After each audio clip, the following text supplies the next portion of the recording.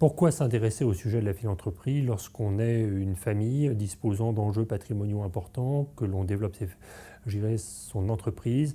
Est-ce que ce patrimoine va permettre un accomplissement personnel, un enrichissement qui va permettre du bien-être dans la famille et une sécurité? Ou est-ce que, au contraire, cet enrichissement risquerait, dans certains cas, en quelque sorte d'éteindre ou d'annihiler les capacités créatives des nouvelles générations? Avant toute opération qui va générer en fait une trésorerie importante et qui va, bien entendu, cet argent risque de devenir mauvais maître, il faut tout de suite réfléchir en amont à ce qu'il reste bon serviteur. Ça veut dire, en quelque sorte, se poser la question de dire comment donner du sens à cet argent par rapport aux nouvelles générations et comment les convier à participer à ces sujets. Alors si on réfléchit finalement au processus, dans un premier temps, ce qui est important, c'est d'abord de prendre conscience, comme on vient de le dire, mais ensuite de réfléchir aux causes que l'on pourrait poursuivre.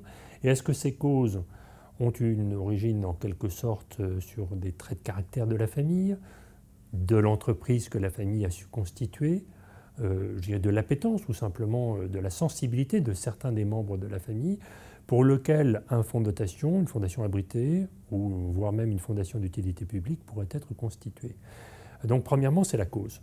Le deuxième sujet, c'est en quelque sorte qui fédère-t-on dans le domaine, donc au niveau de la famille, avec quelle aide au niveau des autres familles qu'on pourrait coopter. Et puis le sujet qui est vraiment important aussi, eh bien, c'est quand et avec quel outil, comment faire en matière de structuration patrimoniale, préalablement à toute opération, c'est-à-dire à quoi faut-il être attentif, et donc il faut éveiller son attention aux opérations particulières qui pourraient être faites en amont de toute opération de cash-out. La philanthropie, c'est pas pour les autres. Et c'est un peu curieux de dire ça, mais c'est pour soi-même. Finalement, c'est pour le sens donné à l'accroissement de richesse au niveau de sa famille, et de dire qu'est-ce qui compte le plus pour moi. C'est souvent ma famille. Mon patrimoine est au service de mes projets. Je ne suis pas au service de mon patrimoine.